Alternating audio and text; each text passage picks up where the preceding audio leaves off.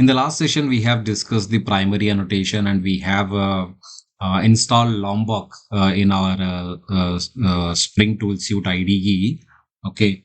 Uh, Now in this session, what we will do is we will be integrating our Spring Boot with JPA, and we'll store the data into our table. Okay. Just observe like what I am doing it. So at last I'll explain you. So I'm doing it and what are the annotations I have used it. Okay. Okay. So here is our project. First, Spring Boot API, first SB API. So now for this, as of now, we have worked with the web. We have worked with the web. Now we need to connect with the DB, right? So in order to connect with the DB, we need to add a dependency. We need to add a dependency called data JPA. Okay, let me add the dependency.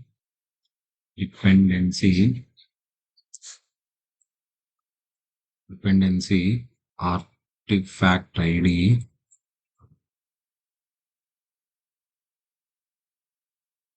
Spring Boot -starter data Spring starter data JPA Spring starter data JPA Spring starter data JPA. Yes, Spring starter data JPA, and we are using the parent version. We are not concentrating on the explicit version. We will ask when we are not giving the version for our starter project, where it is. So for our Spring Boot starter data JPA project, so the whatever the version the parent is having, the same version it will download. The same version it will download. See here.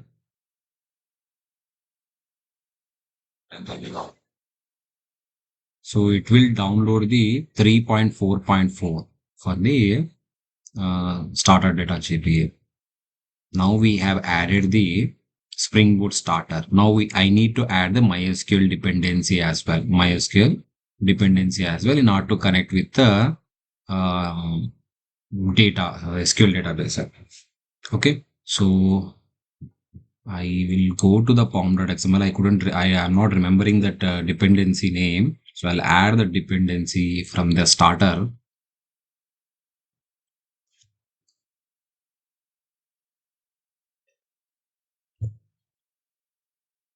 Here I'll type MySQL. I'll type MySQL. See, it is having a MySQL driver. Okay. So let's click on next. Let's click on next. Now let me add this dependency or jar to my pom.xml and click on finish. So now that jar will be added. See here, we are adding the jar. Okay, we are adding the jar.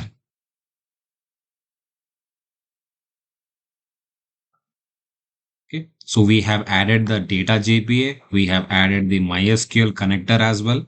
Okay, so now what we have to do is we have to create a repository layer. Okay, right click on source main Java, new.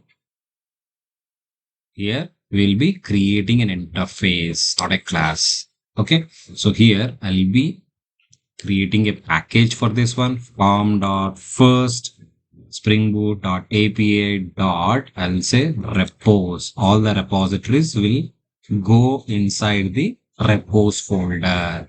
Okay, the same we have to follow in every industry. They'll be following this naming standards.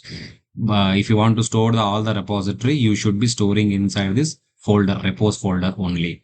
So this base package could be any package. Okay. So, but they'll be, in order to identify the repositories, they'll be giving this name, repos. Now, so I want to store the employee repository. I'll say employee. I want to store the employee details. So I'll be creating a employee repository. Now I need to extend this employee repository interface with the JPA repository, the JPA repository. We are integrating Spring Boot with the JPA. So here, P in the sense the entity name. So in our here entity is nothing but domain. So we have, let's say for example, I want to store the employee entity details. So I'll give the employee, and the employee would be having some IDE as well. So we used to give the IDE in place of, so what type of IDE it is? It is an type of IDE we will be providing is. So here IDE in the sense the what type of IDE? It is an integer.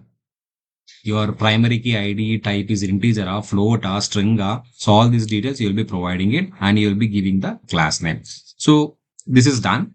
Okay, so I'll come back over here. Now what I'll do is I'll go to my employee, and I want to see, I want to store these employee details in my database. So what I have to do is I have to uh, make this employee class definition as an entity, so that it will be storing these entity details with the properties like email, employee ID, name, salary, and all those things. Okay, so here for example, here if I quote at entity, so this will becomes an entity. Okay, so this will the JPA, what it will do is, entity is a annotation of the JPA, Jakarta persistence entity.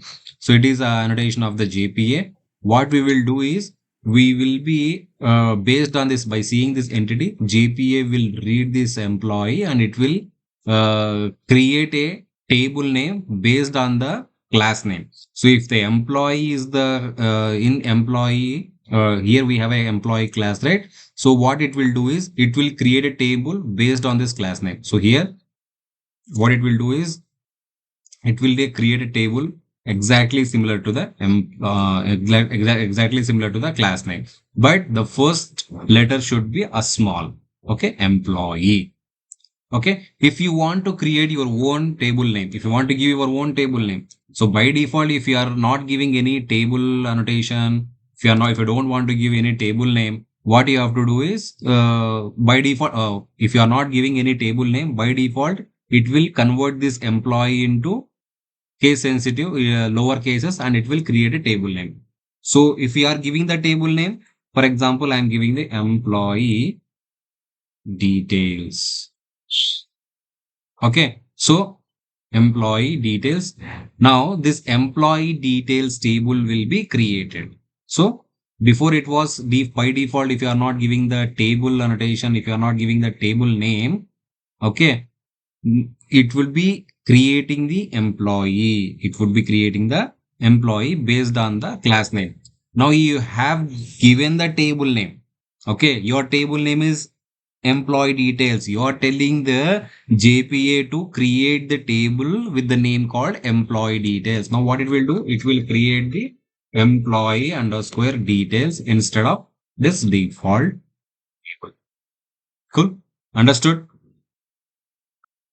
Okay. So now we have given the employee table. Now what we have to do? We have to we have to create a primary key in this employee details table. So I'll be taking the employee ID as a primary key. In order to make this particular property as a primary key, we have an annotation called at ID. So we will be using at ID. We will be adding at the top of the property. And if we want to generate the employee ID for every new entry, okay, so we will be using the strategies.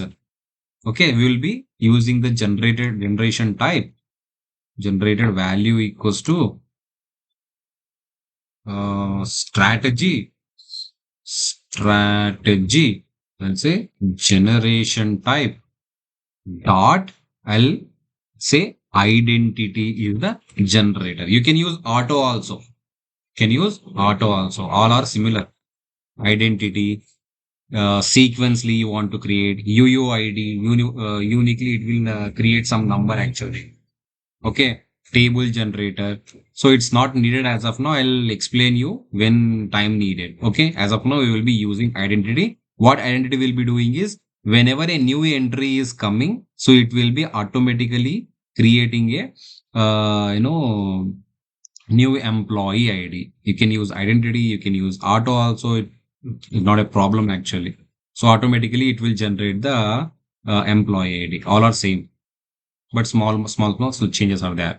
Okay, so now you have created a primary called employee ID, and we are using a generation type, generated value, and generation type is automatic auto. So auto, what it will do? It will automatically generate the ID for the new entry. Okay, so now, so if you want to give the column name, so I have a, for example, I don't want to give the EMP ID as the column name in the table. What I'll do is I'll be using a column annotation. Column, I'll be giving a name. I'll say EMP underscore ID. EMP underscore ID. So now this would be the column name now. So now it will create like this. EMP underscore ID would be created. Similarly, if you want to change the name of, if you want to give the column name, like if you want to give the name as a employee name, okay, now you can say that EMP underscore name. So now this employee name would be, name would be taken as a column. If you are not specifying the at column at the property level, by default, it will be considering name as the default name. Okay. It will be creating the name as a default name as a column. If you are using the annotation, at column annotation, if you are specifying the column name, so you are telling that, hey, I don't want this default name as my column name. I want to create the EMP underscore name as my column name. So what the JPA will do, it will create the employee underscore name as the column name in your employee underscore details table. Similarly, you can go for the salary as well. Column at column, and here what I'll do is I'll say employee salary, SAL, sal. That's it. Fine. We already have generated the citizen getters. That's fine. So now this is done. Now let's come back to our repository. In our repository, what I told you, the JPA repository will be taking the two things. One is the entity. One is the entity. What is the entity type you are going to store? Okay, so I'll be giving the entity name. So employee is the entity. Okay, let's import this entity. Let's import it. Now, what is the primary key in this entity? What is the primary key we have? What is the primary key? Employee ID is the primary key and the type is int. So we'll be giving the integer over here. We'll not give int, we'll give integer. Both are same. I'll be directly giving the class name. Integer is the class name and the int is the object name. Cool. So now, so this is a employee repository which is extending the JPA repository. Now we have to use a annotation called at repository at the employee repository to tell this is a repository layer. So if any exceptions occur at the repository layer, this will handle all those. Okay. So fine. So yeah, that's all. So what we have did over here, we have created like we have added the at entity annotation and at table annotation. So why we are adding? We want to store the employee details into the employee details table, and we have given the primary key for our employee details table. The primary key is employee underscore ID, and we are automatically generating the primary key. So we are telling the JPA to automatically generate the employee ID every time whenever a new entry is coming into the employee details table. Now we have like used the at column annotation. We have changed the we have given the column name as employee underscore name and employee underscore salary. So using that column annotation, we can change the default. We can change the default name to our required column name, which we need, which we want actually. Okay. So now this is fine. So now what you do is, let me go to the employee controller. Now let's integrate. Now let's, what we have to do is, now let's integrate employee repository over here. So let me delete this one. I don't want this one now. So as of now, I'll return null over here. Okay. So let me tell what we have. What we were doing before is, we are like statically creating the employee ID, and whatever the data we are reading from the postman, we are directly simply adding to the our employee object, and we are returning the same employee object. Now we are not going to do that. Now we are not going to do that. Okay.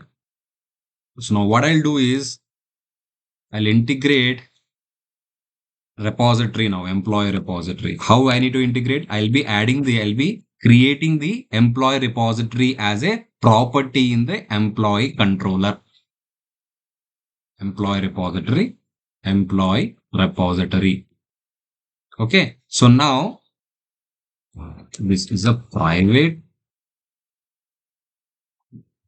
And now what we have to do, what annotation we have to use? We have to use auto void annotation. So now by default, whenever I require the employee repository object, the Spring container will inject that.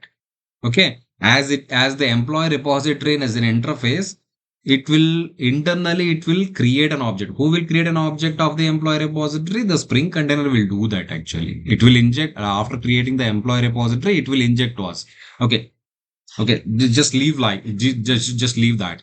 Okay. Now I want to save the employee which is coming from my postman. Okay. What I'll do is, simply I'll say employee repository dot save. Employee repository dot save. So what I want to save? I want to save the employee. Simple. I want to save the employee. I want to save the employee. Okay. Now the employee got saved. In one statement, you are saving the employee details into the database. Okay. So the coding part, everything is done. Now we have to connect with the database, right? We have to connect with the database. Now the main part will come over here. Go to your source main resources in the application.properties. Here you have to provide what database you are going to connect. So what is the database name? What is the username and password? What is the URL? All these things you have to give it now. Okay. So now let's give it. Okay. Here I am going to use the MySQL database. Okay. So I'll be using the MySQL related username and password which I have. Okay. Let me add this one. Guys, are you listening? Yes, yes. Right. Fine. Okay. But you are So not recording, right? I'm recording now. Is it? I'm recording. Oh, okay. Yeah. So here we need to set some properties actually. So I'll be configuring some properties. I'll say this is SQL database configuration, database configuration, which I'm doing over here. Okay. Now here what I'll do is, I'll be adding the URL, username, password, and the driver class. All these details I will be adding. Spring dot data source dot URL. Spring dot data source dot URL. Where it is, where it is, where it is. Spring dot data source dot URL.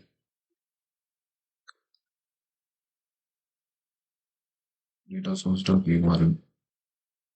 So here I'll be adding JDBC, my Spring data source URL. I'll be adding JDBC colon MySQL colon double slash localhost colon 3306 slash. I'll be giving my database name over here, database name. Later I'll replace this database name. Okay. Then I'll be giving the username spring dot data source dot username, data source dot username. So I'll be my username is root and the password is also root. Spring dot data source dot password. Password is root. And I'll be using a driver class spring dot data source dot driver class name. Here we have spring dot data source dot driver class name. So we'll be using com. This is the driver class we have to use, com dot jdbc com dot mysql dot jdbc dot driver. You can use anyone. So I'm using the com dot mysql dot jdbc dot driver. Okay, so now you have to configure the JPA related properties now. Configure JPA related properties. Okay, so I'll say spring dot JPA dot hibernate dot ddl dot auto. So I'll explain you what exactly it is. Auto. So now spring dot JPA dot show SQL is true. Okay. So now I'll be adding the dialect spring dot JPA dot properties dot hibernate dot dialect equals to r dot hibernate dot dialect MySQL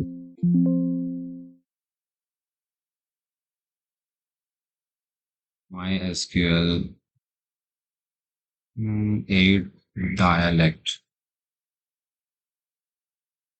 And I'm using the 5 only, so let's go to the 5 only. MySQL 5 dialect.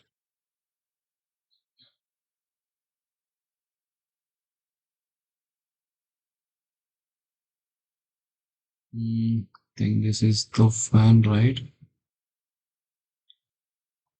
Use 8 dialect. Okay, so here let me explain the properties. Let me explain the properties. So here we are giving the SQL database related properties. So if you want to connect with the database, this is the URL actually. And so normally the SQL will be running on the port 3306 and this is the URL. Up to here it's constant. If you write 1000 applications also, it would be constant. Okay, and you have to provide the database name. Okay, so let me run my SQL log. I have the SQL log. So here what I'll do is I'll create a separate database. Create database. I'll be giving the database name as IBC Techno. So this is my database. Okay, I'll give the same database.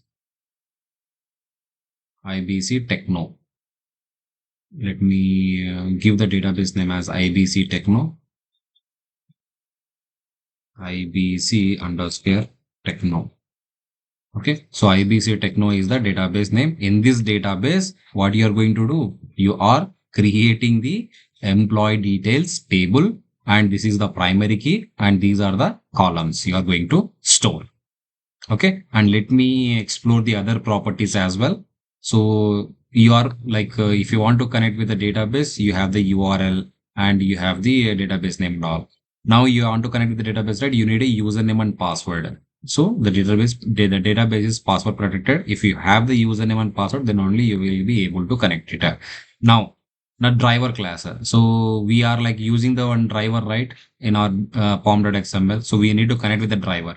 So the driver will be helping us to connect with this database. Okay. So com.mysql.jdbc.driver is the driver class. Okay. And here. So once we finish that, then we are going to configure the JPA related properties. So here we have a spring.jpa.hibernate.daddl hyphen auto property. So here we have a wide variety of properties. Actually, we have a create, we have create drop. So when we are saying create, so what it will do is um, it will create the all the tables. It will create all the tables. So only the tables which are annotated with the identity, it will create the tables for us. Okay, it will create the tables for us. Now, once we close our, once we, stop our application, okay, so all the tables will be dropped actually. Okay, all the tables will be dropped. The data would be lost. Okay, so there is a one more, and there is a one more um, thing we have here is drop. The create, what it will do is it will create the tables, and when we are closing, when we are terminating our application execution, it will draw, it will keep the table, but it will drop the data which we have stored in that table. Okay, so now we have one more property called create drop. What this will do is it will, when we are running the application, it will create the table for us based on the like how many entities we have, that many entities it will create the table. When we are closing, when we are closing our application, when we are terminating our application, okay, at that time it will drop all the tables which it has created. Okay, so we are not going to use create or create drop, we will be using update. So what update will do is update will check the database, IBC Techno database. If there is a table inside the IBC Techno database, it will add the new entries into the database. Okay, it will after closing our application also, it will not drop a single entry in the database table. Okay, so that's why I have chosen this update as a schema type. Okay, so now here the second thing is that spring.jpa.show hyphen SQL. So I have given it as a true. So because why I have given it true is in the sense, whatever the SQL queries which are running in the console, which are running in the behind, I want to see in the console. Okay, that's why I have given the true. I can give it as a false as well if I don't want to see. Okay, I want you to show, I want to show you guys like how it is internally connecting it, how it is creating the tables, all these things I want to show it to you. And dialect. So dialect is the one which will be used to always keep on trying to get connection with this IBC Techno. Okay, it's kind of a dialer to the IBC, to our database, to this endpoint. It's keep on dialing, it's keep on connecting to this particular endpoint. Okay, so I hope I have explained all these things. If you have any doubts, let me know now. So once we are okay, now we are good to go and run the application. So let's, before running the application, always check whether we have completely covered all the things or not. So we have an employee entity. Okay, we have connotated the employee class as an entity, and we have given the table name as well. Okay, and we have the primary key as well. Okay, and we have the primary key, and we have given the column names for the tables as well. Okay, no problem. Let me come to the next. I need to check the employee repository. So an employee repository, I have extended the JPA repository and I have given the type employee, which I am going to store in the IBC Technote database, and the primary key is an integer. Let me go and check whether the primary key is integer or not. So the primary key is an integer only. Okay, fine. So we have checked the employee repository as well. Now let's go to the employee controller. Now let's see whether we are injected the employee repository in the employee controller or not. So we are injecting it. We are using the employee repository. We are saving the employee and we are returning the employee details back to the postman. Everything is fine. Now let's run the application. Let's run as Java or Spring Boot application. So let's see. I hope it should work. Oh, sometime it will give shots. Okay, and the dialect is not found actually. So I'll change the dialect. I'll use the MySQL 5 dialect and any other exception it is throwing. Unable to load dialect. Yes, only the dialect error I'm getting it. Okay, I'll change the dialect. I was getting some kind of hint actually in my back my head. So I thought of use 5 dialect, like no. Let me use the MySQL 5 dialect. So this is MySQL 5 dialect, arg.hibernate dialect.mysql dialect, MySQL 5 dialect. Now let me run this one again, once again. Let's run it again. Let's see. MySQL 5 dialect also not found. The dialect name is same. Why it is giving this error? Okay, let me check this one. MySQL r.hibernate.dialect. The spelling is correct or wrong? It is.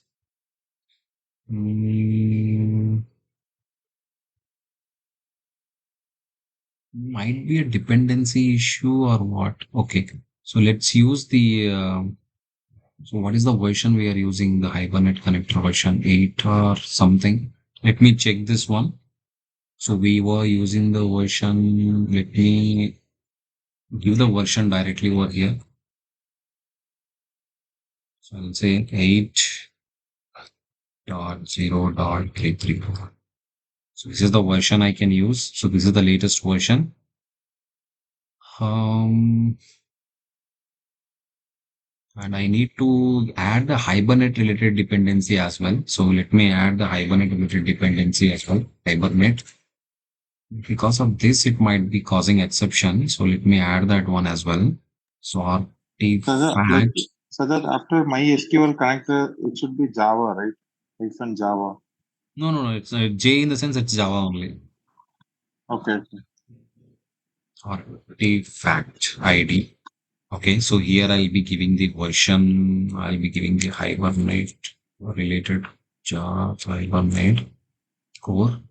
Okay, so I'll use the version as 1.6.1. I leave it to the container. I leave it to the parent. So let's decide by the parent Hibernate core, and this also let's decide by the parent only. Now this should return actually. This should run. Let me try once again. Let me try once again. Spring Boot. Stop. Yeah. So we have changed the driver. I have changed the driver. Actually, I couldn't able to get the I couldn't able to connect with the MySQL driver. I have changed the driver class name. And everything else still I'm using. Before I was using the MySQL 5, I have changed to MySQL 8 dialect. So everything is similar, everything is same. So now over here it is creating the, so you can check it here. It is creating the table actually for us, creating table, employee details, employee ID, and it is auto incrementing. Employee ID is employee ID will be auto increment, and employee name, employee salary. And here we are giving the employee ID as a primary key.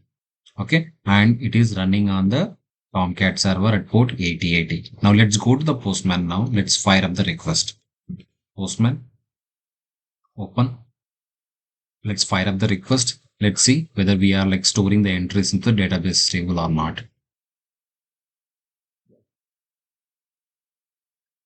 Okay.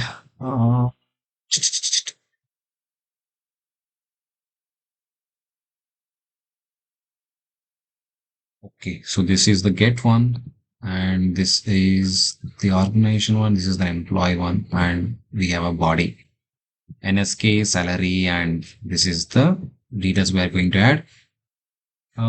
First tab, employee. Let's send the request. Let's check it. There is an employee only, right?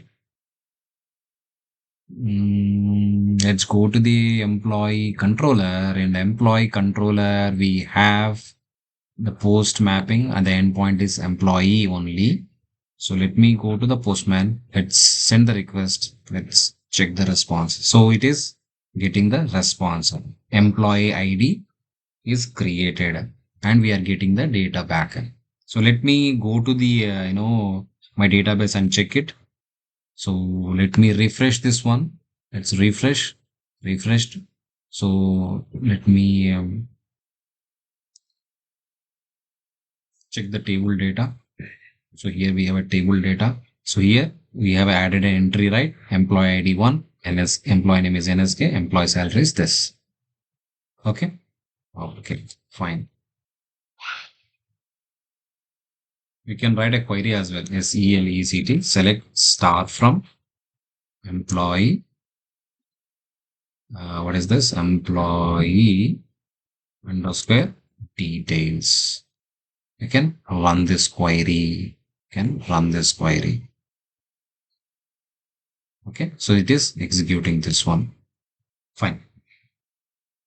Now let me add one more entry. Now let's say I'll be adding one more entry. Yeah. Okay.